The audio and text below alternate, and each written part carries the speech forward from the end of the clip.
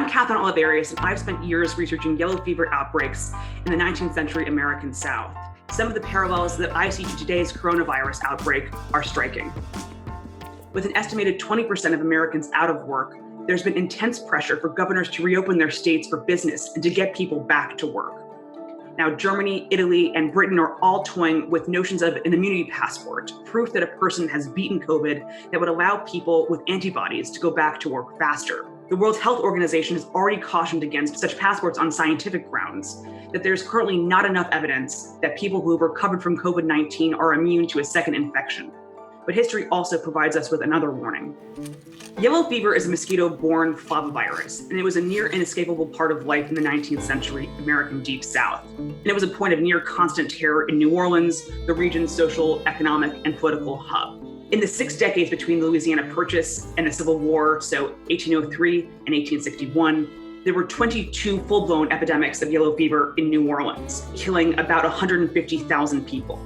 Now, there was no inoculation, there was no cure, no knowledge of the mosquito vector, and no proof as to why it killed some people and left others spared. And the virus killed horribly. It killed about half of all of those people infected. The most dire circumstances, people will vomit up this coagulated blood, which looked a lot like coffee grounds at the very end. Now, the lucky survivors, that other 50%, became acclimated or immune for life. Surviving yellow fever in New Orleans was called the baptism of citizenship, that a white survivor had rolled the epidemiological dice, had survived, and now could establish him or herself as a legitimate player in the Cotton Kingdom. The unacclimated faced various impediments in antebellum New Orleans. Most unacclimated people could not get a job because bosses are scared that they're going to leave during the summer and flee town, or else die after spending all this time and energy on training them. So what did this immunity calculus look like to real people on the ground? Irish and German immigrants, fresh off the boat, fleeing famine and political upheaval in Europe, when they would land in New Orleans, they would immediately seek out friends who were already there, friends who had died from yellow fever, and they would jump into their beds and roll around in their bed sheets, hoping that they would get sick with this disease. I've seen examples of people quite literally eating black vomit, hoping to get sick, or injecting black vomit into their veins.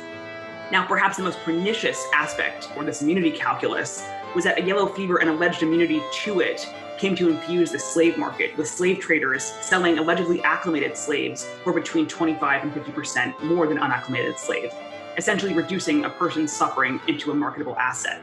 And acclimation, in fact, was so valuable.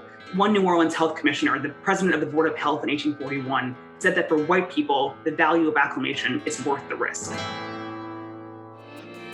So we're here in May 2020, only a couple months into this pandemic, and we've already seen how COVID-19 hasn't so much created new inequalities as it has exacerbated those already there.